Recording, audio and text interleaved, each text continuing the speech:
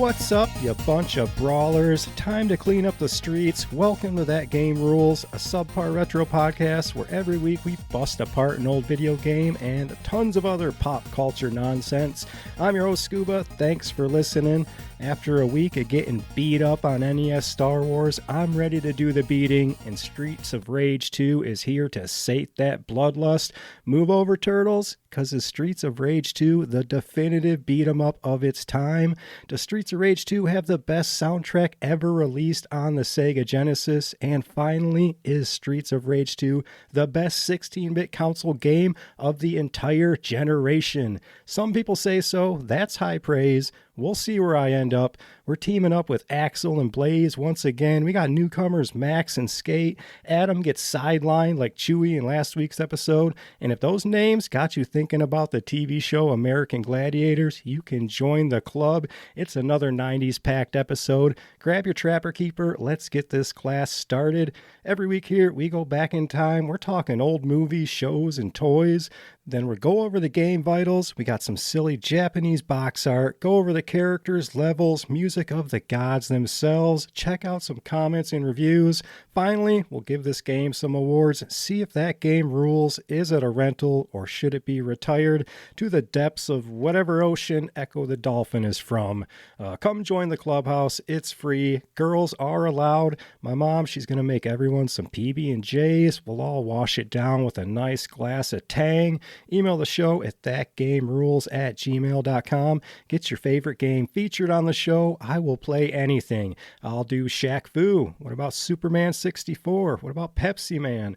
Do you have any of those weird movies from your childhood? I'll break that down. Let me know.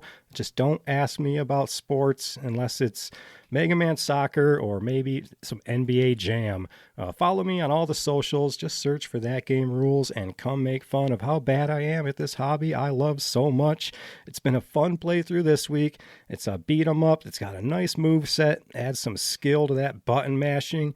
I just wish I was playing this. I wish there was like a Mortal Kombat version. This is very much like Street Fighter, as you'll come to find out. But I want like a Mortal Kombat, like Shredder's Revenge type of beat 'em up with like 8 little 16-bit Mortal Kombat characters with but you're beating up guy, and there's just little 8-bit, squares of blood flying all over the place, where you're using like move sets, just finishing moves on a bunch of people from Outworld or something. But alas, I guess we'll just be stuck with MK Mythology Sub-Zero, I suppose. But enough about my dreams of that 16-bit Sub-Zero, just ripping spines out and then using like the spine head combo as like a morning star and beating people up. Well, let's reach into that Blockbuster Dropbox for some gaming memories. Spoiler alert, I'm not sure I've played much of this game at all before this week. I'm a Nintendo fanboy. I had the Sega back then. I was heavy on Sonic and still even then a lot of the kid games. I did play beat 'em ups, but I prefer my beat 'em up of the Ninja Turtle variety, or like the Power Rangers. But compare those to a game like Streets of Rage 2, and I feel like I've just been neglecting this genre. Like Streets of Rage 2 opened up my old man gamer eyes. I mean, if I reach back far enough and like the side-scrolling beat 'em ups in my brain, it's like I can remember Kung Fu. Is that the Nintendo one? Is it Kung Fu or Karate? That old black box one. I remember that. I don't know if that counts. I know I played some heavy Double Dragon with my stepbrother back in the day, and the arcades were still getting a lot of attention when this game came around, especially that trifecta of the beat 'em ups, the Simpsons, the Ninja Turtles, either one, original or Turtles in Time. And then you got the X-Men cabinet, preferably that 6-player X-Men cabinet, that huge beast. But I was playing some of the old school Genesis stuff. I was playing some Altered Beast, playing some Golden Axe, playing some in the arcade, playing some Final Fight in the arcade as well. Also getting my ass kicked on games like Battletoads, just like everybody else. Final Fight was super popular, as was the insane popularity of Street Fighter 2, and it's those two machines that inspired our game of the week here.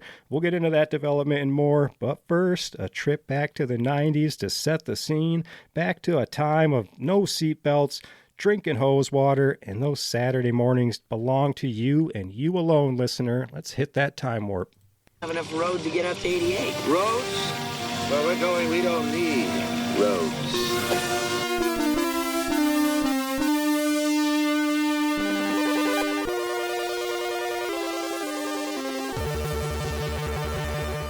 Today's Time Warp is brought to you by a character that might have fit right in a game like this, Stretch Armstrong. Help! We've been robbed! Stop, evildoers! Introducing super stretching superhero Stretch Armstrong. Yes, Stretch Armstrong. Now stretching fun as far as it will go. He bends, he stretches, he even ties in knots, but always returns to his original shape. How's he do that? No one can figure that out. Stretch Armstrong, now in new smaller action figure sizes from Cat Toys. Who else? What is inside of those old Stretch Armstrongs? I'm going to tell you guys. I always thought it was sand. I know I've talked about Stretch Armstrong before on the show, but originally released back in 1976, way back then, by Kenner of all things. I'm like a big fan of Kenner, thanks to all of those Star Wars action figures. Prepackaged Star Wars characters still in their display box? Are those the limited edition action figures? Why, it's Luke and Obi-Wan and my favorite Chewie. They're all here. The Stretch Man idea itself started with, they had two figures in mind. They had the kind of wrestler, the American beefy wrestler, and then they had a sumo wrestler. They prototyped both of those. They ended up going with, of course, the kind of beefy American one, the sumo wrestler being too large. Although based on the squishies my kids are playing with, whatever nowadays, it's just like a giant sack of sand. And then the kids want you to pay $30 for these things because everyone in school has one of these. It's the new fidget spinners. But anyway, they also originally, because it's the 70s, springs were thought of to put in there for the stretching factor. I don't see any issues with that at all. Rubber skin, metal springs, no problems there. They have over 7 different versions released all over the world. You got Batman, Mickey Mouse, Gumbo and Pokey, if you want to get real old school. Incredible Hulk as well. The secret ingredient, plain, simple, over-the-counter children's cough syrup. Nope, that's the Flaming Mo, the Flaming Homer. The real ingredient, it is corn syrup. Boiled down to get that proper viscosity, just straight corn syrup. They've re-released it with the original formula. The original figure, of course, it's a collector. It goes for some money on eBay. And I guess he's also got his own Netflix show. So now you know all about Stretch Armstrong. Now we know. And knowing is half the battle. G.I. Joe! Let's go to the movies. Let's all go to the lobby. Let's all go to the lobby. Let's all go to the lobby to get ourselves a treat. Oh, dad movie alert. This game, it's an 80s style beat 'em up. Let's review some action beat 'em up movies from 1992. Like, did your dads watch movies with you when even you knew at that age that you were too young to be watching what was on that screen? We're talking Sylvester Stallone, Arnold, of course, Jean-Claude Van Damme, Chuck Norris, all filling that VCR with roundhouse kicks to the face. I mean, I don't shy away from R-rated content when it comes to watching shows or movies or video games with my family. We're not like gathering on the couch to watch Human Centipede, although actually I have with some of my kids, but it's not, they can handle it. Kids can handle adult themes, maybe not Human Centipede, but the point of a rating like parental guidance is just that. Sit there and watch these movies with your kids and answer some of those weird questions that they might have after it. Like, guide your kids. If they can handle gun violence on the screen, they can stand to see a woman's nipple. It's called balance, people. But speaking of nipples and violence, Under Siege, starring the worst human being on the planet, Steven Seagal. I said, seagulls, stop it now. That is how his name's pronounced. He's too cool to say it, so he switched it to Seagal. He's an ass-kicking chef in that movie, which as a former food worker, I appreciate. But then in Under Siege 2, he makes a cake in a microwave. And as a former food worker, I don't appreciate that very much at all. That dog don't hunt, Monsignor. That's what I say to that. We also had Universal Soldier, Jean-Claude Van Damme, and that's one of his better known movies. Whether or not he was coked out of his mind for that whole movie, I mean, the guy in interviews, he'll tell you he does not remember half of the things he did, half of the movies he made. But he met Dolph Lundgren in that movie.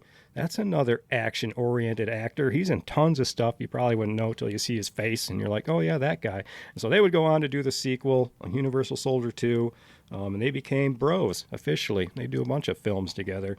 We also had Lethal Weapon 3, the one with Joe Pesci. You got Danny Glover back, Mel Gibson, he's still rocking that perm, and Lethal Weapon 5 is in development still. It's going to be another one of those legacy movies that always make me worry, and they always tend to be okay. Like Spaceballs, the sequel, has me worried.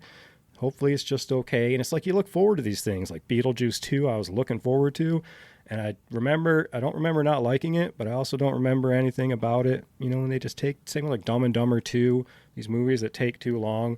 Maybe it's the nostalgia for the first one. But it just makes me wonder if, you know, Danny Glover's character is still just like 2 days from retirement in that movie, because he's got to be like 80 by now. Also that year, Reservoir Dogs, I saw that in the theater with my dad. I was 8 years old, and I can't hear Stuck in the Middle with You without having some interesting flashbacks, thanks to that movie.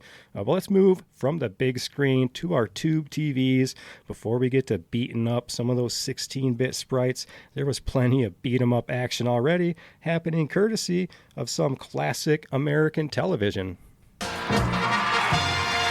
Ladies and gentlemen, from Gladiator Arena in Los Angeles, California, here are your American Gladiators. Ice, ice, baby! Gemini! Blade! Do the thunder shake! Storm! Laser! Disaster!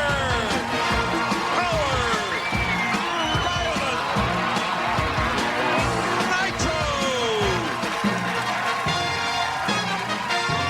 The Samuel Goldwyn Company presents the American Gladiators. Let the games begin. That's right. We got blazers and lasers and all sorts of azers. What started out as like a demo competition in Erie, Pennsylvania, American Gladiators would dominate the TV from 1989 to 1986. We'd get some remakes down the road, but you know we're talking about those tight glowing outfits of those 90s episodes. It also probably increased Nerf sales by like 1,000% as well, because we were making courses in our living rooms, flipping over couch cushions to make gauntlets to run through while we're whacking each other with Nerf bats. Contestants, they'd be matched against the gladiators themselves to compete in events like the Joust, Powerball, and the final task, the Eliminator. I remember one of those. Maybe it was the Eliminator, or maybe it's some sort of gauntlet, but they were behind.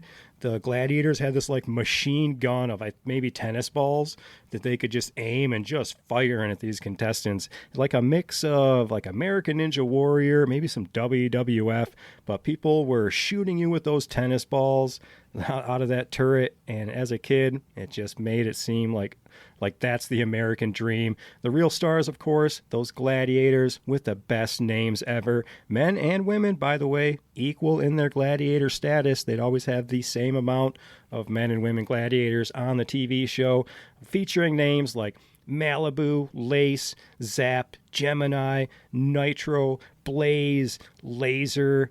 We had Ice, Thunder, I remember Turbo, and of course I remember Saber. Granted, the men's names are all super tough, and the women's names were a bit more along the lines of a stripper name, a bit more strippery. But finally, in this time warp, let's get back to video games in 1992. Because the console wars are heating up, but we'll focus on some violence on the screen as well to match our game here. The ESRB rating system, it's on the way thanks to an escalation in all of that on-screen violence. Parents are complaining. We got Mortal Kombat in the arcade. You got Wolfenstein on the PC. You got Super Mario Land 2 on the Game Boy. All led to that new rating system to keep those bad video games away from our darling children. Okay, maybe not Mario Land 2. You get it, but you bad children, you can't play that violent Wolfenstein game. Go watch Indiana Jones and The Last Crusade instead. But parents, they had the wallets, and with pissed off customers yelling at clouds. We end up with some banned video games, and the main one I'm talking about is Night Trap on the Sega CD. You always hear about Mortal Kombat, but Night Trap is another one. You don't hear about it a lot because it was on the Sega CD. Not a lot of people were rocking that thing, but it's a unique game. It's played as an interactive movie. The premise: 5 teenage girls disappear after a night at an estate. So 5 more teenage girls go to check it out, and in a nutshell, it's a vampire game. So spoiler alert, but it features a realistic scene of a teenage girl in a white nightgown essentially being abducted in the game out of like her bedroom window. So I can see where that scene would cause some parents to freak out. It does kind of give weird vibes as a video game. Toys R Us and KB Toys, they would pull it from the shelves. Eventually, everyone unpuckered their buttholes, and you can go buy the 25th anniversary if you so choose. But I've got other violence to talk about. Let's get into Streets of Rage 2, where my girl Blaze is the one doing all the ass kicking. Now, I know you love video games, and I asked the clerk which is the one every boy wants. You got me. Oh, yeah. Well, it's no Bone Storm, Bart. I'm sorry there, but you'd like this game. It's a nice violent game for you. Streets of Rage 2, known as Bare Knuckle 2 in Japan. It's a 1992 beat 'em up, developed by Sega for the Genesis. And a lot of other companies you'll see. It's the sequel to Streets of Rage. The characters Axel Stone and Blaze Fielding return, while the game also introduces 2 new characters, Max Thunder and Eddie Skate Hunter, the younger brother of Adam Hunter from the first game. And it's always a good idea to freshen it up with some new characters. TV shows used to do it. What was it, Itchy and Scratchy? They brought in Poochie, and that worked out insanely well. So in this game, Adam, he's plays similar to Axel, plays similar to the other characters in general. So Adam gets the boot. You should have had a cooler name, like Axel or Blaze. Should have had a name like those American Gladiators. But let's take a look at the box art, because we do have some pretty unique differences here, and not just talking about the name changes. There's some interesting art changes between the North American version and the Japan version. Go check it out. I'll pause.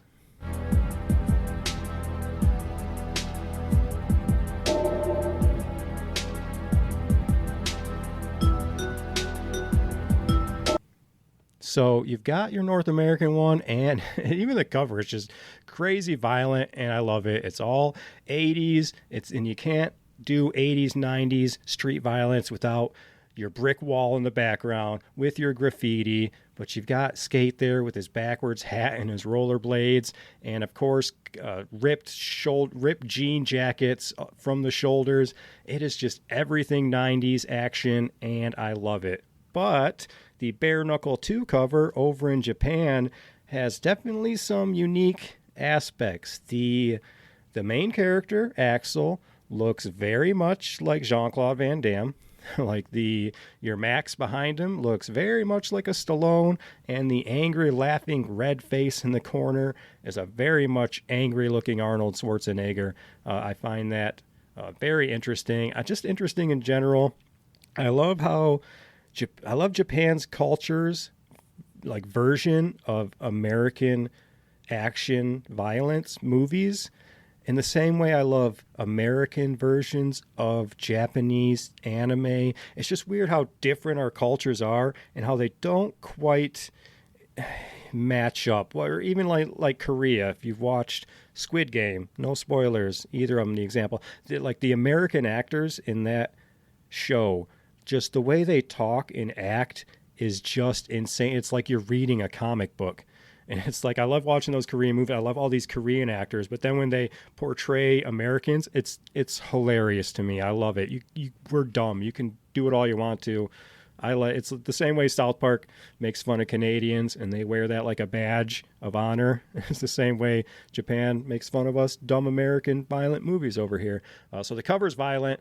Sega's definitely doing what Nintendon't here. So let's talk about the development. Streets of Rage 2, it was developed by an ad hoc team of several companies, and I'm 40 plus years old. I've heard that phrase my entire life, ad hoc, and now it's time to figure out what it means. So listen up, folks. Hey, listen.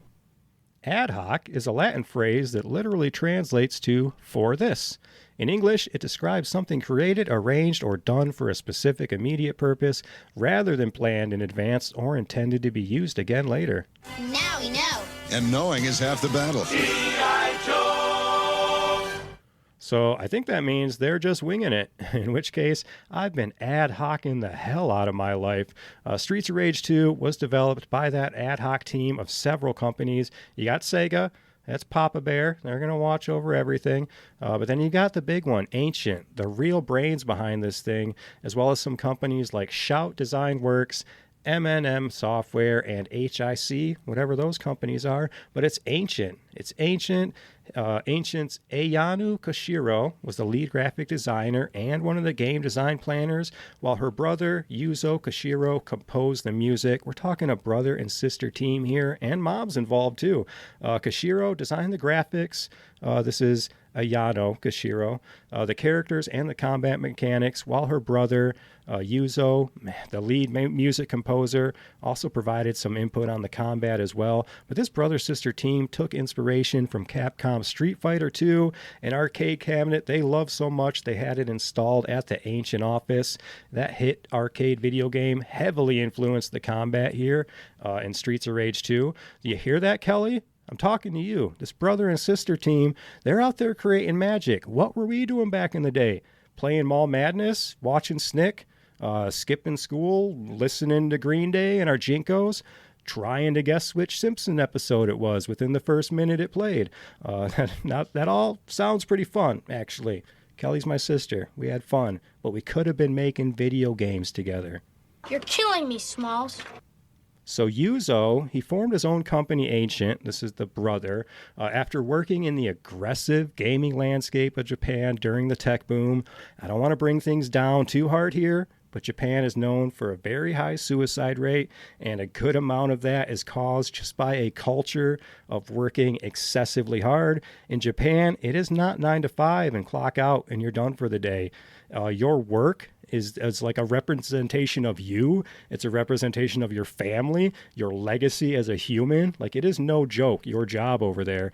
So Yuzo, he did not like that work environment. He saw too many programmers get put through the grinder, and he actually lost like a lot of real life friends and work companions because of that toxic environment. And I mean, lost them in the worst way you can think of. So much love to Yuzo for trying to fix a rough situation over there. Also, like, no video game is worth dying over, not even GTA 6, all right?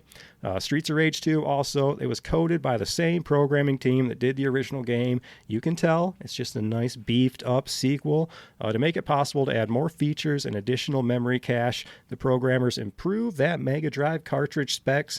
I believe it was the biggest card at the time. I don't know if anything surpassed it. It hit that 16 megabits. I mean biggest card on like the inside. They didn't make like a bigger, taller cart. I wouldn't be surprised with Sega. That's what all them Sega add-ons are for. That's what that 32X is for. You're trying to like add some height to that system. Put it up against the wall like one of your children. Make the little chalk marks on the trim there as the Sega ages up with its attachments. But let's talk about the release, because there's some fun regional differences that I love talking about. So we've got, in Japan and Europe, you got Streets of Rage 2, the title using Roman numerals with bare knuckle capital II in Japan, and Streets of Rage capital II in Europe, instead of the Arabic numerals used here in North America with Streets of Rage 2. What do you prefer? You tell me, listener. I'm back and forth a lot of times on those, but do I like my Mega Mans with the Roman numerals? Kind of. It's like Metroid 2 looks weird with a 2. That's got to be a Roman numeral. I guess it just maybe depends on that screen, that box art you grew up with. But in the North American version, Blaze's flying kick sprite was slightly edited to be a little less risque. Don't tell me that if you were a young boy once, that you didn't pause certain video games to maybe try and catch certain pieces of clothing in a certain area. And I'm talking about usually a fighting game. I'm looking at you, Chun-Li. Well, excuse me, princess. Some of those Mortal Kombat characters too, Katana. The Japanese version, the risque part, it's like if you In the Japan version, when she's doing her flying kick, her legs are spread apart pretty much farther wide open, and you see her white panties underneath her skirt. Whereas in the North American version, number one, the panties are gone and it's just like a darker shadow. So that almost implies other things, like she's not wearing underwear, but her legs are closed. They're in a different kind of position. Her legs are more closed, but you couldn't really tell. It almost looks like the North American version is a bit more risque because there isn't underwear. But what do I know? The Japanese version also shows Mr. X smoking a cigar, and that's a no-no. You son of a bitch. We're too early now. I remember the boss in Chip and Dale on NES, the big cat guy. He's smoking a cigar, but whatever. So that was edited out of the EU and US version. Machine guns, those are fine, though. The Japanese version, it gives Skate's first name is Sammy, but in the European and North American version, his name is Eddie. And I don't know why that is. I bet my Wookiees. So upon release in North America, it was one of the top 5 best-selling Genesis games in December of 1992. In Japan, it was the top-selling Mega Drive game over there in January of 93. And then in Europe, it was the 3rd best-selling video game between 92 and early 93, falling in right below Super Mario Kart and Sonic the Hedgehog 2. Things are always weird in Europe. Stats, they're always a bit different. You're getting games later over there. I'm not harking on you guys. I feel bad for you guys.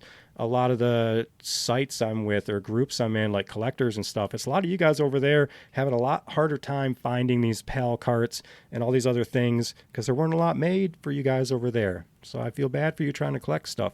Upon its release, Streets of Rage 2 received the Mega Game Award from Mean Machine Sega and the Sega Force Smash Award from Sega Force.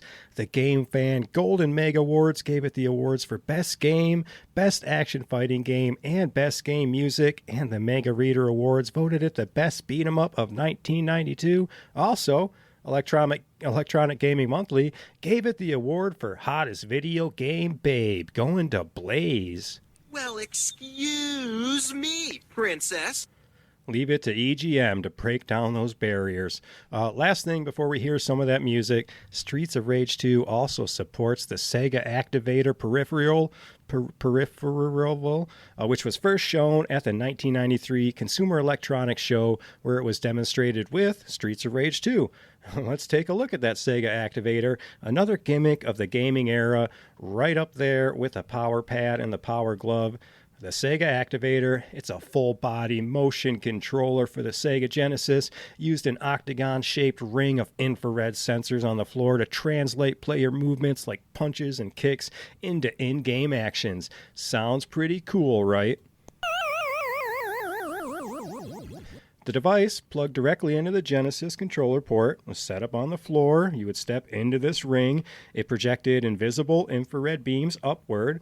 So technically, when a player's hands or feet broke the beam in a specific segment, it would register that as a standard controller button, such as a move on the D-pad or your A, B, and C buttons.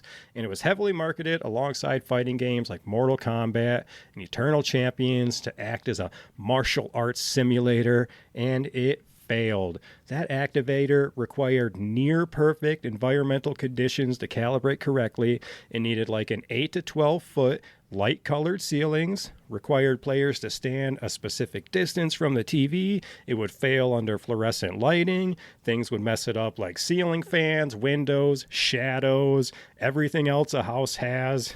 Breaking the beams to trigger moves was incredibly inconsistent. Complex combos for fighting games were nearly impossible to execute without hitting the wrong zones, and it launched with an expensive retail price at the time, $80 for this thing that was not proven to work well at all. But of course, it's a collectible, and today it's considered a fascinating novelty and a historical predecessor to modern motion controllers like the Wii or the Xbox Kinect, and some CIB copies, boxes of this thing on eBay. Not much, 100, 150, depending on their condition. It's nothing too crazy for an in-box accessory, and you'll find that with a lot of these old things. I like things in boxes myself, but like the big NES Advantage stick, or a lot of the off-brand stuff too, even like the Game Genie, which isn't Nintendo. You can find these things in boxes relatively Not ridiculous anyway. I feel like it's the Power Glove that gets the most love for being like the most awesomely terrible. It's probably like the best well-known bad peripheral advice or device for these things. But let's forget the awesomely terrible. We want the awesomely awesome. And for that, we're going to take a look at this soundtrack. Let's talk about the music. That soundtrack for Streets of Rage 2 was composed by Yuzo Koshiro, along with 3 contributions from Motohiro Kawashima. It was composed using the then outdated NEC PC-8801 hardware, alongside Koshiro's own audio programming language. This guy's making code. He is inventing musical languages himself. According to Koshiro, quote, "For Bare Knuckle, I used the PC-88 and an original programming language I had developed myself. The original was called MML, Music Macro Language. It's based on NEC's BASIC program, but I modified it heavily. It was more a basic style language at first, but I modified it to be something more like assembly. I called it Music Love. I used it for all the Bare Knuckle games." End quote. Maybe some of you nerds know what some of those things are. I know BASIC, is that just a type of code writing, how you write code? I know some coding in robotics, but not really. The soundtrack was influenced by EDM. That's electronic dance music for you old people out there. Grab your glow sticks and pacifiers. We're jamming some house, some techno, some hardcore techno, some breakbeat. I don't know what that one is, but the soundtrack is considered revolutionary and ahead of its time for its blend of swaggering house synths, dirty electro funk, and trancy electronic textures that would feel as comfortable in a nightclub as a video game.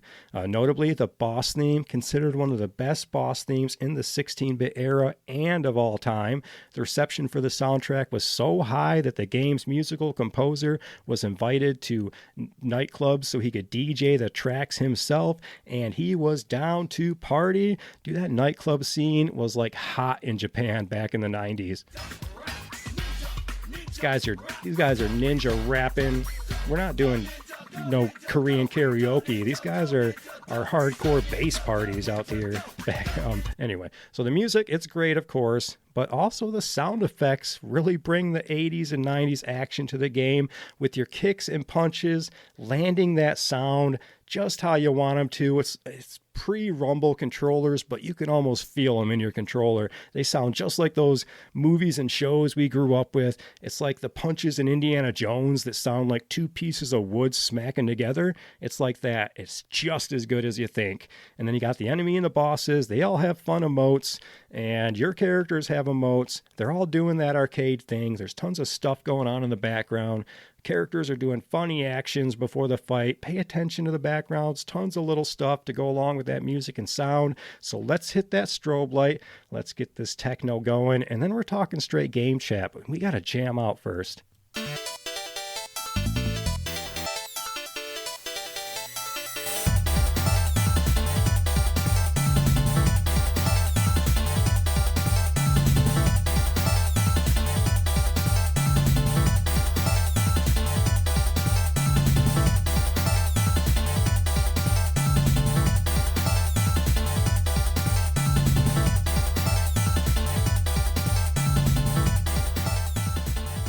That one's a bit repetitive. Sounds really good with headphones, though. Like the things he's doing, he's got a lot of whatever it is with your left and right speakers in your headphones. And it's like, was anybody using headphones as a kid listening? I know our systems, like the Sega Genesis, had that headphone port and a little volume switch. Was anybody using I was always like, what the hell is that for? Is anybody using headphones? Let me know. We're going to get into it. Let's talk about these characters. Axel Stone. Axel started in the first Streets of Rage as the typical all-rounder with average power and speed, not excelling yet not faulting with any attribute. His main weakness is his shorter range flying attack, being a knee strike instead of a flying kick like Adam and Blaze. In the sequels, however, Axel is defined as a powerhouse of sorts, boasting a strong blitz attack in the form of Grand Upper, as well as a more defined moveset to reflect his improvised art style, which uses many forms of martial arts. He also gains many fire-inspired moves with a dragon motif, such as Dragon Smash and Dragon Wing. He's getting a little Liu Kang. I've seen his sprite from like Streets of Rage 4. He gets pretty beefy and pretty crazy. He's not like your clean Street Fighter guy. He's got some grime on him. And we got next up, my girl, Blaze Fielding.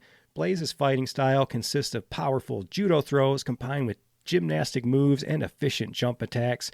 She also uses powerful kicks and knee attacks, punches, uppercuts, and can also suplex her enemies when behind them, dealing massive damage. I love it when she's chucking guys 4 times her size right over top of her. In Streets of Rage 2, she returns with slightly better stats, making her more of an all-around fighter. She gains efficient new moves such as her famous Kiko Shao, and as opposed to the first game, she uses her fist instead of horizontal chops, and a high kick instead of a backflip. Next up, newcomer Eddie Skate Hunter. In his Streets of Rage 2 debut, Skate wears typical breakdancing attire consisting of a red baseball cap worn backwards. He's got the red fingerless gloves, stainless steel chain necklace, yellow tank top tucked into white jean shorts, and his trademark red and yellow rollerblades, which grant him great speed in combat. Few of his notable attacks, he's got the migraine. When grabbing an opponent from behind, Skate hops on their shoulders and delivers 6 punches to the heads, dealing moderate damage, but coming at you like a spider monkey. Finally, Max Thunder. He's the definition of a slow, powerful character who trades speed and mobility for pure raw damage. Being a wrestler, he specializes in grappling his opponents to deal heavy damage, having the strongest throws in Streets of Rage 2, surpassing even Blaze's. However, due to his hulky build, instead of vaulting over his opponents, he will take the enemy to the air with him when jumping. He will pile drive that. He's like the strongest guy in the game. With no direct connections to the police force or the syndicate, Max is the only character without a direct reason in battling the syndicate other than his friendship with Axel, and this could explain his absence in the 3rd installment, except for his cameo in the good ending. Except later, I think in Streets of Rage 4, Max becomes a boss. He becomes a bad guy. So I'm going to have to keep playing and figure out what's going on there. But let's take a look at the controls. We're going to pick up that big, giant, black batarang of a controller. Hey, listen! And as my mind was blown after coming off a Nintendo controller onto a 3-button, just melted my brain. But you got your A button, throttle back on that one. That's your special attack. We're going to talk about that. It's going to take life as you're using your special attacks. But you can do plenty of damage without using that. Your B button, you can attack. You're picking up weapons. You're combining that with your C button. When you grapple people, you just got to walk up to them at the right angle and you grab them, throw them left or right. With the C button being your jump, and the main thing being, it's not just a button smashing game. You got to play it like kind of like like a Final Fight, like a Street Fighter. This isn't just mashing around like I do in TMNT. Not that there isn't strategy to that, but this game plays slower. It's not so fast. Your character walks kind of slow, gives you time to form that strategy there, pulling guys to the center of the screen, doing those kind of things. It does play, which is what really surprised me, because I went into it blind and was just mashing away before I'm like, this move's taking my life. And then learning that all these things are actual moves you're doing versus just mashing them and getting them off the screen. But speaking of all these guys, let's get into the story, because it's a story. It's an action story in the 80s and 90s. So, of course, this time it's personal. 1 year's passed since ex-peace officers Adam Hunter, Axel Stone, and Blaze Fielding broken the syndicate's hold, destroyed its leader, the mysterious Mr. X. Peace has returned to the streets, people are moving back into the once vacant neighborhoods, and the city had returned to prosperity. It's like Sim City. Everyone's got to get rid of crime, hire enough peace. So to celebrate the defeat of the mysterious Mr. X, the trio, Axel, Adam, and Blaze, head to their favorite night spot in Wood Oak City. They're going to go clubbing.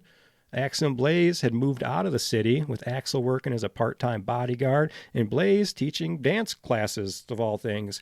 Adam, he has since rejoined the police force, lives in a small house with his younger brother, Eddie Skate Hunter. And then the next afternoon, Blaze received an emergency phone call from Skate, told him that after he came home, he ran into the ruin of his house, older brother's missing. Realizing that Mr. X and the syndicate have returned for revenge against them in the city, Blaze wastes no time in informing Axel, with Axel himself personally vowing to help Blaze in defeating Mr. X and rescuing Adam. It's the beginning of the nightmare. Criminal elements swarmed out to reclaim the streets, gangs roamed the parks, and bomb-wielding bikers made the roads deadly to travel at night. Beatings and lootings took place regularly and in broad daylight. Chaos reigned in the city.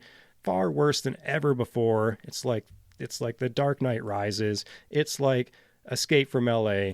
It's like Demolition Man. So Blaze and Axel are soon joined by Skate. He's going to help out. Max Thunder's Axel's buddy. He's coming in to help him. The four of them embark on a rescue mission that's going to take them from Wood City all the way to Mr. X's hideout on a desolate island where they'll face off against Mr. X and his bodyguard Shiva. And Streets of Rage 2 in particular has only one ending. If you can make it there, where Mr. X is defeated, Adam is rescued. There's no princess in another castle here. At the end, the heroes, they're going to head off into the helicopter. You son of a bitch. That was my only Arnie clip. I didn't have time. I didn't get to the chopper clip. That'd have been a good one there. And as far as Mr. X, I just can't help but think of Resident Evil 2 every time I think of him. But he's a good bad guy anyway. Who stole that idea from who? I mean, which came first, the chicken or the egg there? But let's talk about gameplay. Always trying to see if Sega can do what Nintendon't. Like the previous game, Streets of Rage 2, it's the side-scrolling beat-em-up in which one or two players fight against a wave of enemies. It's what made this a lot more popular than Final Fight, was that two-player thing. Final Fight not having two players, it's a little hard. But you got the returning characters like we've already gone over. You got Max Thunder, the slow-moving but powerful wrestler, and Eddie, he can move. He's the only one who can move around. He's got his own like super fast kind of running move with his rollerblades there. In addition to standard attacks, which of course have been expanded, each character can perform the unique blitz attack. There's no police car attack from the previous game that they had. But now each character, they've got their own special attacks that can do extra damage, like I was saying, from all directions, but it's going to cost the player's health. So we got new characters, we got new enemies, we've even got some new modes. Shut up and take my money! We've got the duel mode. It's where you and your friend can hone your fighting skills by practicing on the most challenging opponents of all, each other. So you just choose a fighter, choose a background, and you just have at it just like it is a fighting game, like it's Street Fighter or something. So we're going to go level by level, talk about some items. My first run through, I think I had 4 or 5 run throughs. I haven't even beat it. Because I'm having fun. I have a lot of fun, so I start doing things that are like, I'm just trying to like learn moves and perfect them. It's weird. I'm not even trying to make it to the end. It's almost like it's playing like a kid again. I'm just having fun, pretending in my head I'm some dumb action hero beating up all these guys. But level 1, the battlegrounds, we'll talk about all of them. You got stage 1, downtown, and these aren't just one level. Each world, each stage, I guess, has kind of 3 sub levels. So we're starting in downtown. Start your search where knife-wielding punks rule the streets. Trail them into a seedy downtown dive and clean house. In a back alley behind the bar, you'll meet Barbin, a bartender who lifts barbells more than bottles and who isn't happy about you trashing his clientele. So the first world, just like a lot of fighting games, you're starting in the streets, but that's where you already notice just how great the game looks. Like this, I'll talk about it a lot. The lighting's really good, especially in these city things with the neon lights in the background. You got stuff scrolling in the foreground, scrolling in the background, and the fighting's just good. It's solid.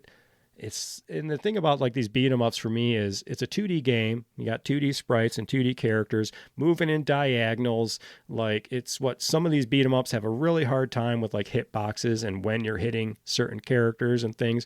But this is where Streets of Rage, the series itself, is known for its tight gameplay, the way it adds just the grappling moves just from running into people. It makes it feel fun, but it's almost risky too, as far as trying to grab guys.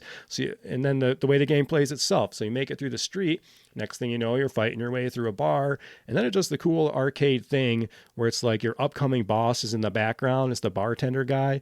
And like when you get to the screen, like he runs away and you fight the little sub boss, Electra, in this case, the lightning whip lady.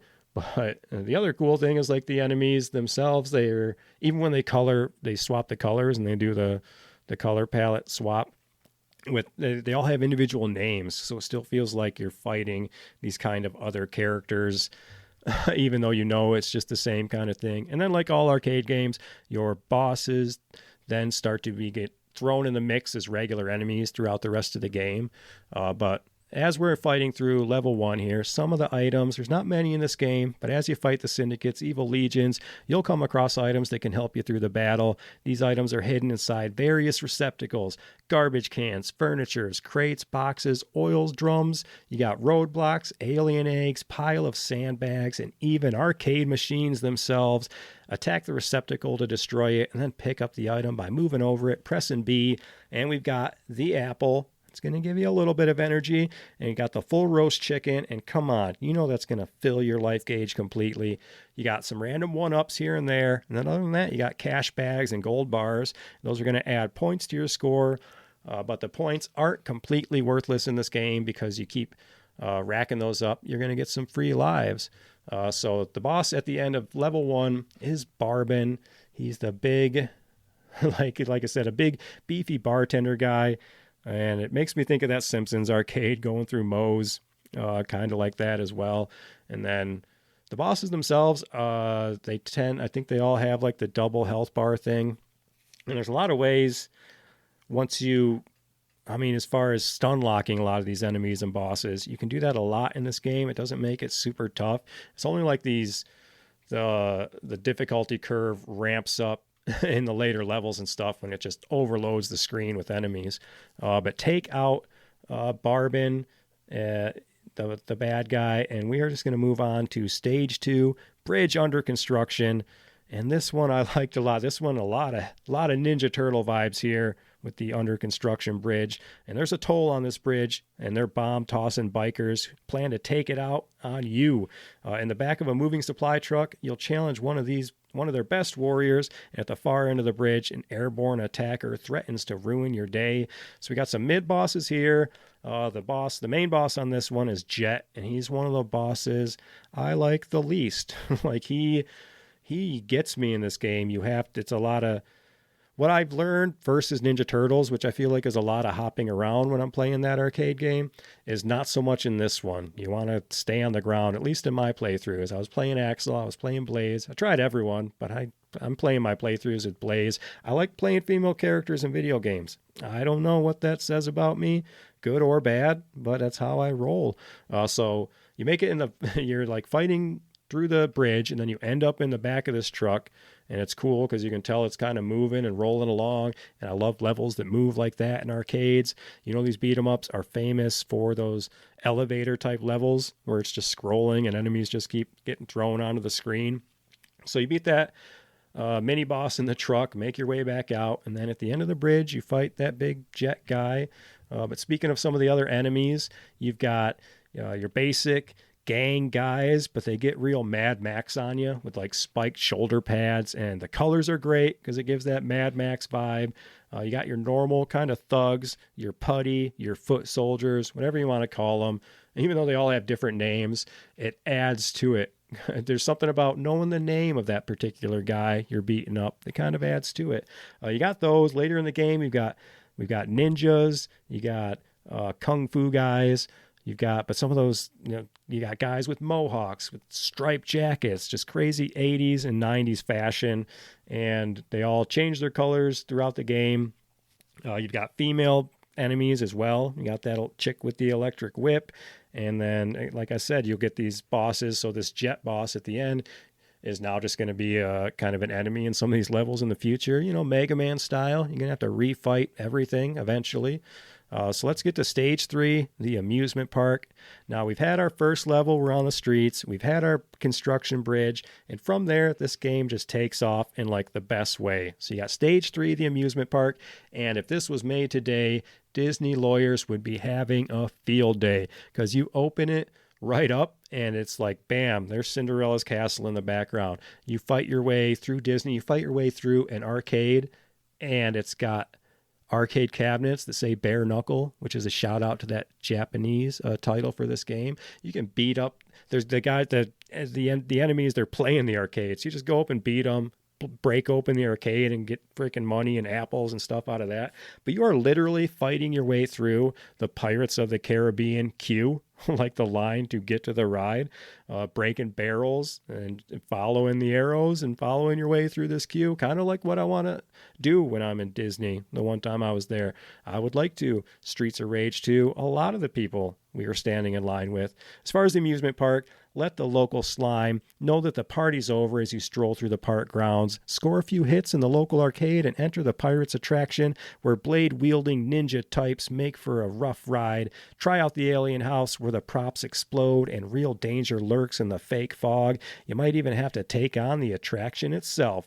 And sorry, I'm reading. A lot of these descriptions are right out of the manuals, so don't blame me if it sounds weird. So you fight the pirate, you fight on top of the pirate ship, and then you go to a very much non-Disney movie because it's given heavy alien vibes, but it's cool. It's got the fog effects going on and alien eggs that explode for some reason, but I like to drag those enemies into that explosion, get some free hits there. And then the boss on this one is weird, and it's a big alien boss, but it gives me the most difficulty as far as that telling where I'm at to hit it, the distance, because it's just a big alien head attached to the wall, but I can't tell if I'm up or down as far on the screen. I just kind of have a tough time hopping around and hitting that thing.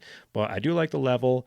The fog effects they use, like the fog in this level, the lighting in the bar, they pulled all that from like Sonic and Sonic 2 when they were developing it. If you remember the waterfalls from Sonic 2, it's kind of whatever fancy computer talk they're using to simulate water or to simulate translucency, I guess, essentially. So they use that on top of scrolling to make the fog effects here, to make the bar lights, a lot of other lighting effects in the game.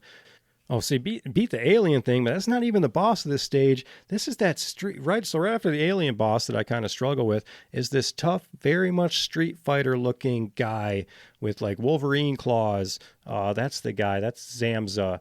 He's like an acrobat. He's jumping around a lot, and he was feeding me my lunch a little bit too. Watching actual people who are good at video games play these on the playthroughs, there's a lot of like stand here and repeat and just hit that or spam this and that. But for me, it's more fun to beat myself up a little bit, try to make it through these. So you make it through that. We're going to move on to stage 4, the stadium, another crazy level. On the diamond, you'll meet Big Ben, a baseball fan who looks like he's had far too many chili dogs. Clean his clock and watch that fiery breath. A secret elevator takes you to an underground arena where winner takes all. So it's like these sub-levels of these games. You start out in this baseball stadium, and of course it's going to look great. A lot of details in the background. You make your way across the entire stadium. You fight this big baseball looking Babe Ruth looking guy, breathes fire for some reason, does big weird sumo jumps. You fight him, and then you ride an elevator, so one of those classic elevator levels, and then it's this underground fight club boxing ring cage match type of thing that feels very much like WrestleFest, like that video game. It's a big beefy sprite. Whenever that guy's wearing a mask, it's very much pro wrestling like. But let's talk about some of the things you're picking up along the way, because we were talking about weapons. We've got the knife. It slices, dices, and ventilates thugs at close range, and it's a handy long-range weapon at will. You do have some reach with that knife, more than I thought. You can throw all this stuff too. You push B and C together, you lose it, but you can chuck them. The only thing I don't like about weapons is you lose them when you go up to grab people to throw them and suplex them and all those things. But sometimes you can pick it right back up. We've also got the lead pipe. One strike will drop them in their tracks. That thing's got some reach too. It's got that Donatello bow staff reach. We've got the katana, the Japanese sword. That one really improves your reach. Then you got the kunai, a ninja weapon that works as well as a knife. Kind of looks like the thing that Scorpion ties a rope around and chucks at you. And then if you're quick, you got the bomb. They're thrown at you. If you're quick, you can pick up the bomb before it explodes, throw it back at your enemies. I'm never really quick. I'm losing fingers like the 4th of July when I try to pick those things up. But those are your weapons for this game. It's time to kick ass and chew bubble gum, and I'm all out of gum. Let's keep the crazy levels going, because now we're on stage 5, the ship. Check out the cargo holds for valuables and gangsters and take on Raven, a vicious kickboxer. Swab the upper decks with a couple of undesirables, but be on the lookout for some really bad news. When we're talking the ship, the boss there, the vibes I get from this game, it's almost this weird tour back to all these games because there are a lot of Street Fighter vibes here on a lot of these characters. But on this boss, especially here, you get a lot of Super Punch Out vibes. You get Mike Tyson Punch Out vibes from these guys. But this guy with the boxing gloves, it looks just like whatever that guy's name is from Super Punch Out. The cool thing is, so you start out on the ship, and it does cool like rocking when you're in the belly of the ship, I noticed with the camera itself. So that's cool. And then a lot of these guys, even their moves are like Street Fighter. Like they're doing, it's not subtle. They're doing like the flying knee kicks and those weird somersaults. But the boat level, you're fighting your way across the boat. It's rocking the whole time. And again, that final boss, I can't think of his name. You guys tell me if you remember. But he's tiptoeing around and everything. He's got the big boxing gloves. And as Blaze, I forgot. I think it's just her forward B move. I don't even think I got hit once taken on. Maybe it's a different enemy I'm thinking of. But it's hard on some of the bosses to suplex them and grab them. They do have like combo breaks and these kind of things. So you fight the big bad wrestling guy, and you can see these levels are kind of following into the next one because you start out on a beach now. We're in stage 6, the jungle, and so we're off the boat. The boat, I don't know, crashed or something, but we're in the jungle. There's no time to stop and enjoy the scenery. You'll be too busy with Raven's kickboxing buddies. Knock through sandbags and grab items while you can. You'll need all the stamina you can get for the battle ahead, and it does start heating up here in the jungle. Not so much the beach. That's just kind of a little vacation. A little vacation on the beach. But the other big thing, I guess, about this game at the time, because this was not an arcade port. It was made, obviously, to play as an arcade, but it was made with the home port in mind. But one of the first things it could do on this cart was the diagonal scrolling. So that happens a couple times in this game when you're going kind of diagonal down the street. It does kind of take away a decent amount of your playing field. You kind of get stuck in this like 45-degree angle playing in like half of the screen. But you make your way through the jungle. A lot of the tough guys are these motorcycle guys. They just come back and forth. There's a guy who holds a knife. He does a lot of back and forth too. But the motorcycle guys are tough because you got to jump. I guess you can get lucky sometimes, but you're going to get hit. So you got to do a lot of jumping to knock the motorcycle guys off. So things have picked up a lot here. Now in the game, you're getting a lot of bosses from earlier in the game just as enemies. You get things like Big Claw, Street Fighter looking guy with Jet Guy at the same time, with like 3 of the Electra girls come in. So it's like all these old enemies. The only thing the old normal foot soldier type enemies are for now is just to throw like 8 of them at you and distract you from the rest of the boss. But your final battle of stage 6 is going to be that kind of, like I was saying, the double fight of like the flying jet guy and the big claw guy. Like I said, they all have different names, and the bosses will be different colors and increased stamina and all these things. But just like a kid playing a new game, I'm making up names as I go, and that's what you did as a kid. You would just say big claw guy or big flying guy with laser. That's just the words we use. But now we're finally back. We're out of the kind of crazy levels. We're back into some normal video game expecting levels in stage 7 here with the munitions plant. Take on waves of attackers on moving conveyor belts, then grab a cargo elevator up to the roof where you'll take on 2 very solid foes. In this level, lots of scrolling. We got conveyors that obviously you know how those work, but then they're throwing bombs too. So you got bombs moving across conveyors, enemies jumping out of the background. Everything looks great.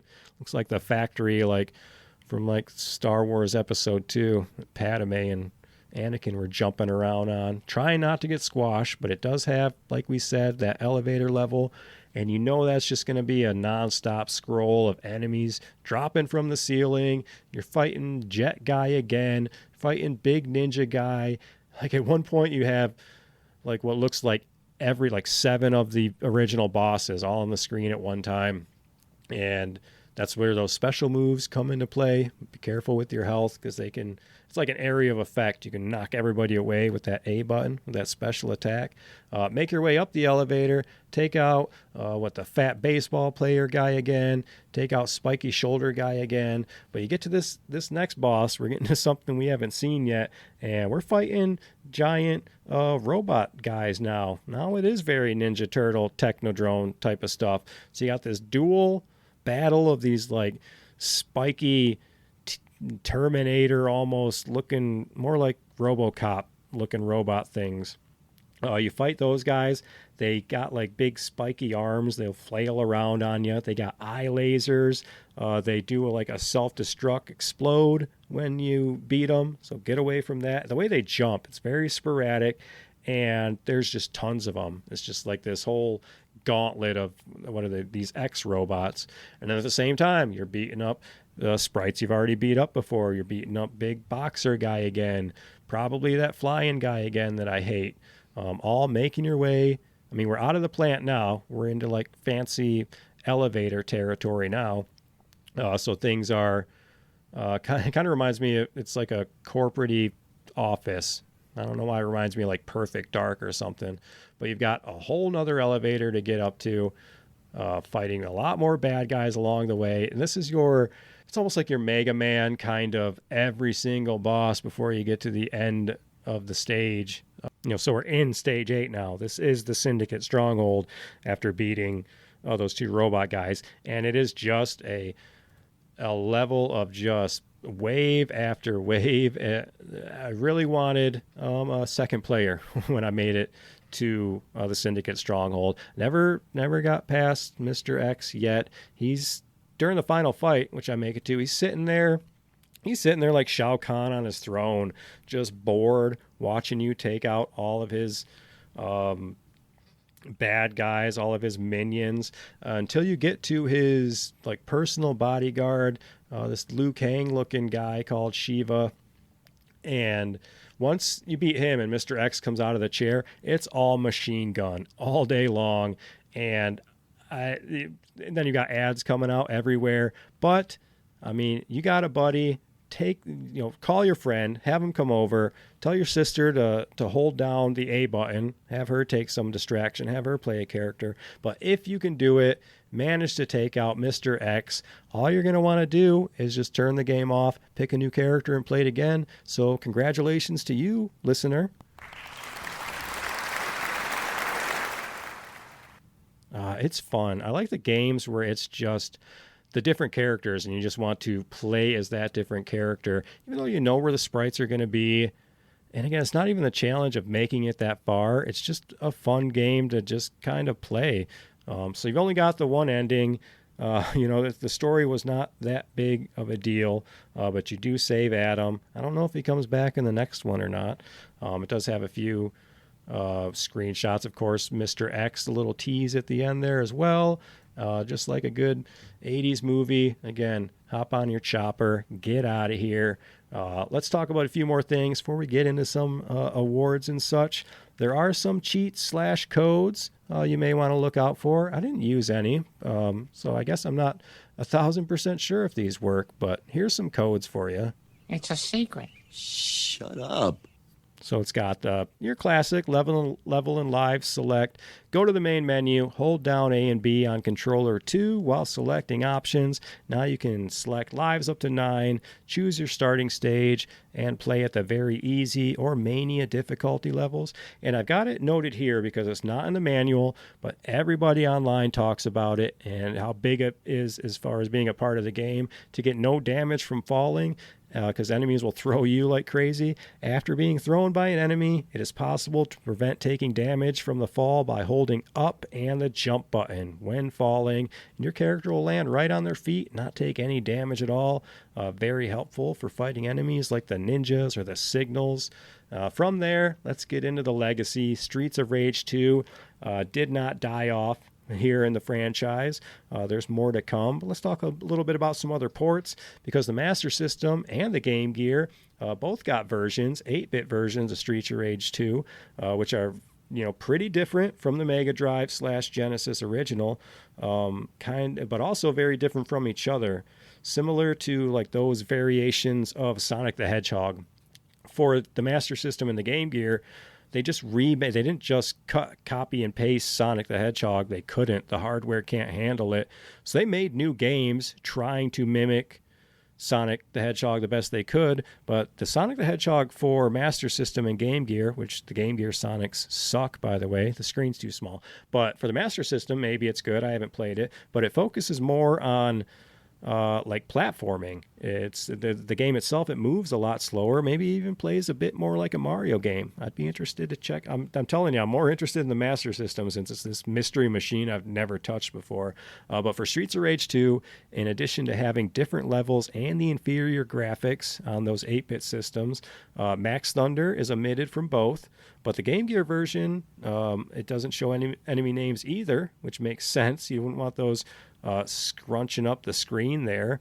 But omitting Max Thunder himself kind of sucks from both the games. Omitting characters in general kind of sucks. Remember Mortal Kombat for Game Boy and Game Gear? Because the Game Boy Mortal Kombat had no Johnny Cage. They had to cut him. And then the Game Gear had no Kano. I don't know why they decided to cut those two respectively from those versions, but I know I had Game Gear for, or the Mortal Kombat for Game Gear, and I know it didn't have Kano. There was an arcade version of Streets of Rage 2 that was released, of course, after, so they make an arcade port, was released on Sega's Mega Drive-based Mega Play hardware. It uses a regular credit system, so they made this into an arcade game to put into, kind of like Nintendo had those play kind of arcade systems, I'm guessing. But in this version, all the 1-ups are replaced by money bags, so you're going to keep putting quarters in that thing. There's no in-game timer. Difficulty levels are above the Genesis version, enough to keep you putting those quarters in. But the really cool one is 3D Streets of Rage 2, which was developed by M2 as part of the 3D Classic series for the Nintendo 3DS, in addition to being redesigned with the stereoscopic 3D effects for the 3DS. It features 2 new gameplay modes in Rage Relay and Casual mode. Rage Relay allows the player to play through the game using all 4 characters in any chosen order. It'll switch to the next in line each time they die. And then Casual mode allows players to instantly defeat enemies, including bosses, by knocking them to the ground or using combos. It just sounds like another great game. Another game just not available anywhere on hardware because you just can't buy it anymore. I want 3DS games somehow. I wish Nintendo would figure something out. I want to play Link Between Worlds again. I want to play, I guess, whatever without the 3D. Like, I want to play those games, so figure out a way to do it. But enough of that. We're going to get into some comments. There's a lot of good things to say about Streets of Rage 2, and we'll see what I think as well. Let's kick it. Aren't you a little old for video games? That man is playing Galaga. Thought we wouldn't notice, but we did. Let's do all the things that you want to do. Throw me a frickin' bone here. I'm the boss. Need the info. I've lived in mortal terror that this would happen. Get on with the ceremony. All right, let's see what some internet nerds think about this game. Life is a Simulation says, I like that screen name, it's best played with headphones on since that's the only way most people would have to hear the stereo sound back then, and the soundtrack was designed in stereo. You can even hear the bat swing and barrels fall, and the background beat does lots to left to right and right to left fades. That's what I was talking about earlier. Unless you had headphones on, like some of those beats were crazy the way they're going from left to right. And even, I guess, like in a club, I don't know if you know, I'm not a big clubber, obviously, but how often are you really listening? Maybe kids nowadays, but I guess maybe back then headphones. But wasn't it still more of like a mono thing back with our Discmans back then and stuff? I don't know when I've really listened to headphones besides when I started podcasting. Anyways, Boss Playa for Life says, SOR 1 and 2 are 2 of the best games ever made. The jumping graphics was amazing. Both the soundtracks and gameplay are god tier. Similar happened with Sonic 1 and 2. Both solid games and had the jumping graphics and great soundtracks on the same console. Some of my best gaming memories spending non-stop days playing them when they all first came out. I love those same console generation skips you were talking about, like between Sonic 1 and 2.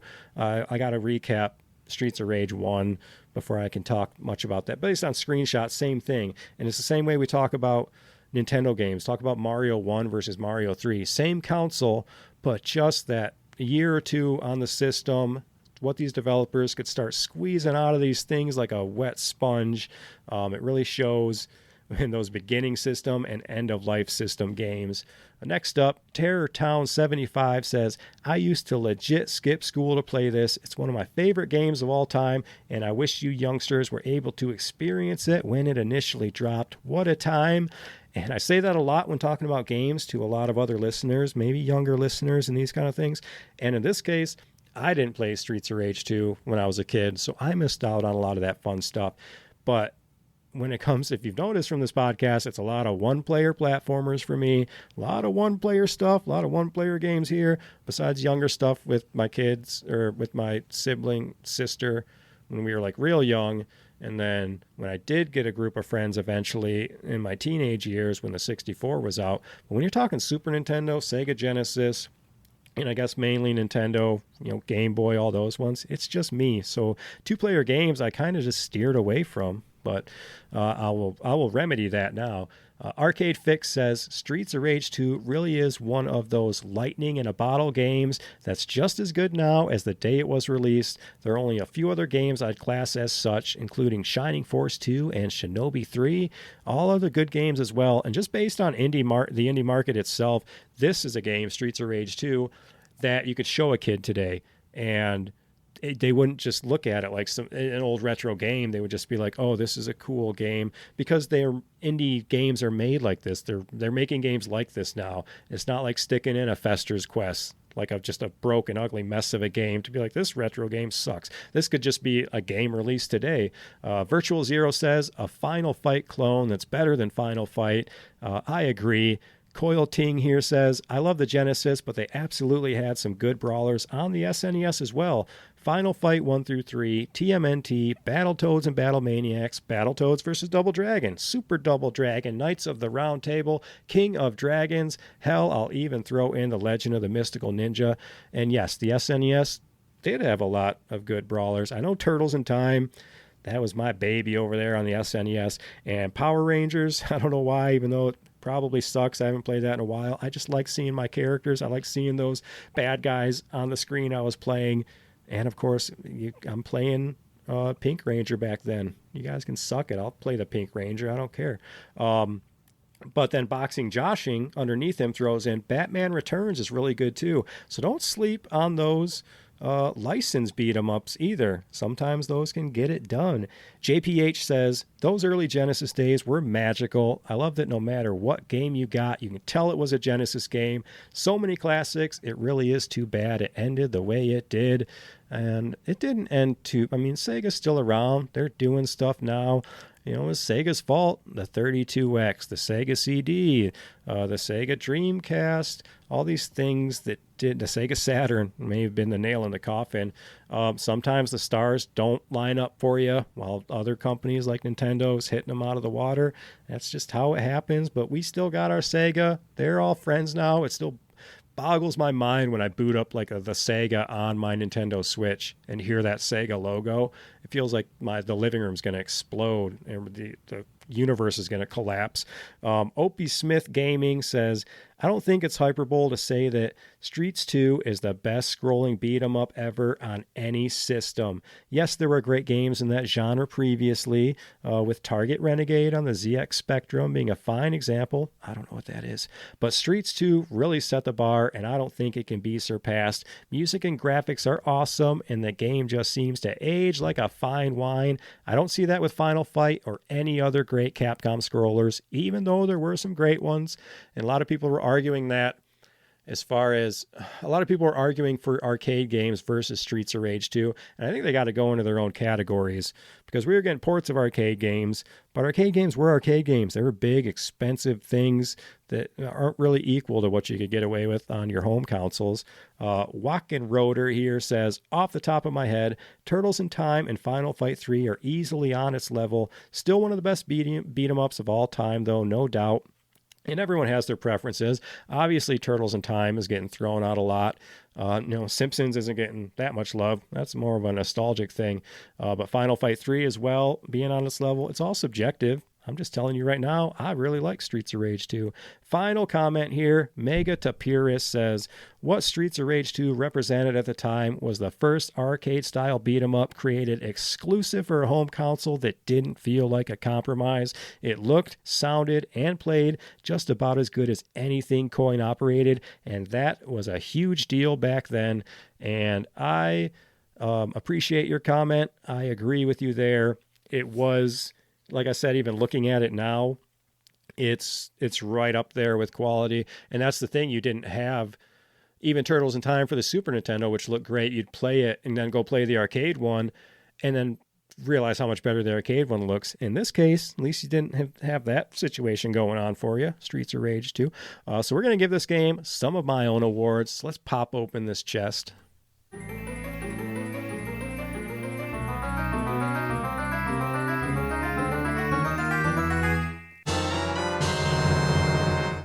All right, let's burn through these awards. I'm sure I have adult work to do somewhere.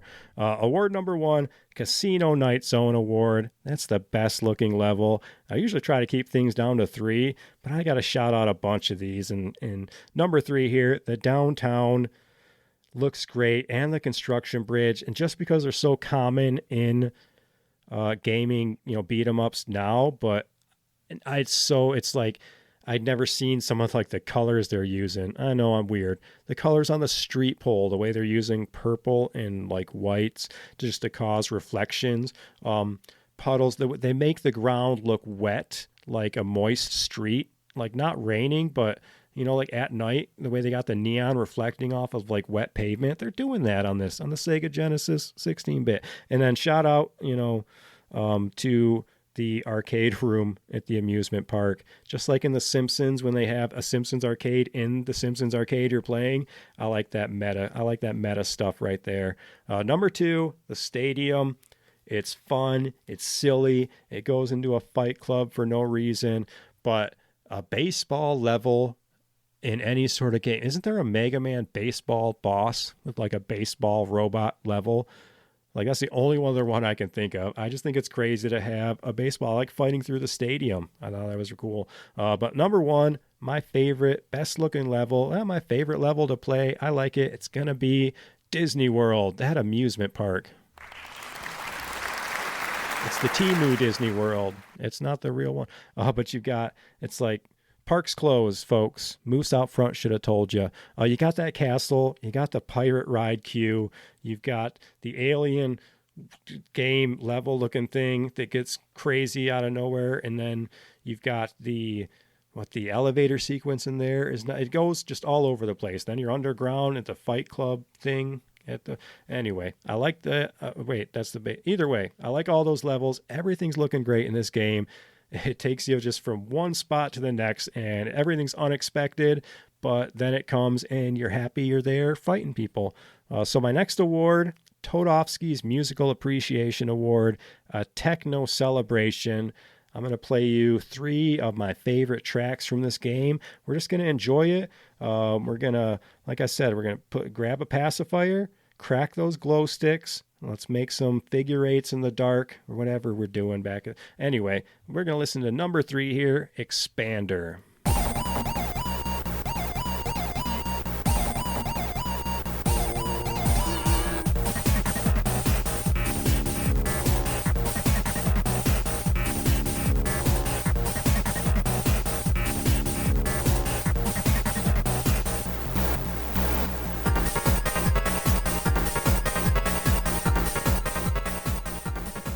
Some good stuff. That was Expander.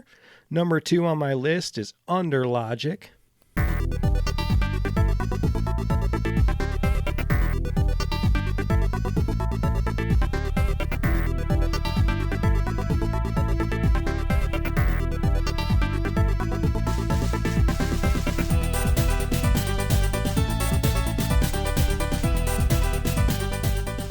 And finally, the song here that gets all the love, the boss theme. It's called Never Return Alive, and take a listen.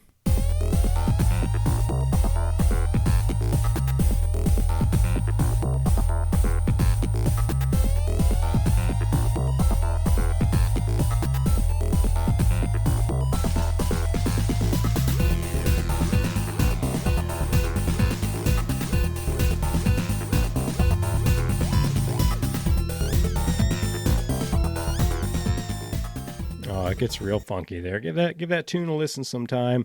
I like all the tracks. They're all great. Final award, Mario's Baby Penguin Award. Favorite bad guy to throw off a cliff. There's no cliffs in here. It's going to be my favorite fun little detail. Number 3, the idle animations of the bosses and enemies. It's like you got guys sleeping on benches. They're playing games in the background. It just adds to the silliness of this game about murdering hundreds of criminals in cold blood. I like the funny aspect while you're beating up bad guys. The bosses are like it's the kind of thing, and they do it in a lot of games now. The boss is like doing something, realizes you're there, like drops what they're doing, and they're ready to fight. Like, I think that adds a lot to the game. Number 2, the environment details.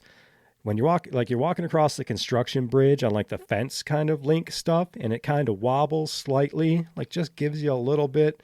The boat level rocks around like you're underwater, and then you've got just that classic bar brawl level.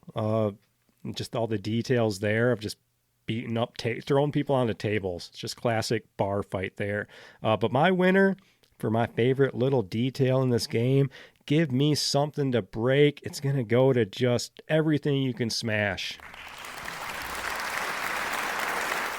Boxes, barrels, just all your classics to bust open, find your items. But special shout out to those baddies playing those bare knuckle arcade cabinets. It's just fun to smash. Let's get into the ratings. See if this game rules. Is it a rental? Should it be retired? Do we just move on to Streets of Rage 3 and 4? Or like so many games, should they have just stopped at the perfection of its sequel? We got gameplay, visuals, music and sound, and awesomeness all out of 100, but I'm bad at math. Gameplay, 98 out of 100. Even single player, I was just having a blast playing this game. It's the kind of game you could just play over and over. And it's like sometimes platformers, your Marios, they can feel like a math problem, like a formula you're trying to perfect, like a scientist or something. But these beat 'em ups, they're just a smashing good time. It's just a different playthrough each time, but each time still feels like you're in your own story, just fighting all these bad guys. The visuals, 95 out of 100. Sega games, they have their own shine on them. And I'm not usually a fan of big, beefy sprites in my game, but this game looks great. It's got parallax scrolling is a word, I think. It's got this new feature, essentially, for this game, the foreground scrolling. You got, like, lampposts going through in the foreground. You got shaken levels. You got those neon levels. You got the way the lighting reflects off the ground. You're mixing themes that make no sense, from Disneyland to the baseball stadium to the jungle. Just give me more till my eyeballs bleed. Music and sound, let's go 100 out of 100. Because full disclosure, listeners, I like me some techno. Give me some Sandstorm. Throw in some frickin' Du Hast by Rammstein. I don't know. This game's soundtrack, it sounds like it's coming straight out of the club. It's like he could only program 6 tunes at a time or something. Koshiro, he's a musical wizard. And I thought the SNES was where it's at, with our Donkey Kong Country and our Mega Man X. But this soundtrack shows why Sega was a player in those console wars to begin with. And finally, awesomeness, 96 out of 100. And usually my awesomeness comes with some heavy nostalgia, but nothing is more awesome than discovering a retro game like this to take you back to that awe you would get as a child. It's like I'll never have those Saturday morning memories with this game, but it just goes to show that there's a whole world of games out there to dig into. So let's add it up and see if this game rules. 98-ish out of 100 means this game is going to pass the class and probably even earn some extra credit on the way out. Streets of Rage 2 is peak 16-bit beat 'em up, bringing the arcade home, and we didn't even need a real arcade version to compare it to. It was almost the beginning of the end for arcades with a game like this. So whether you were a Nintendo kid or a Sega kid, it's time to bury the hatchet. Bury the golden axe, if you will, when it comes to Streets of Rage 2, because that game rules 100%. Well, folks, it's time to put the knives in the dishwasher. Put them blade end down in the dishwasher, not like my kids do when they want to stab me. We're going to hang up the katanas. Blaze, she's got to get back to the dance studio. Axel, he's going to lose his pension if he don't get back to work. So let's wrap this episode up. Thanks again for listening to this week's show. I appreciate the support. Hit me up at thatgamerules@gmail.com. Thanks for helping me clean up the streets. We didn't even need a fancy Batmobile or anything. You just need like a lead pipe or two to get the job done. Follow me on the socials. Just don't follow me down any alleys unless you want Blaze to come out legs swinging. Everyone stay safe. Try out a new retro game. I will see you guys on the next one. DJ Yoda, you're going to play me out this week. Let's do it. I said, seagulls, stop it now.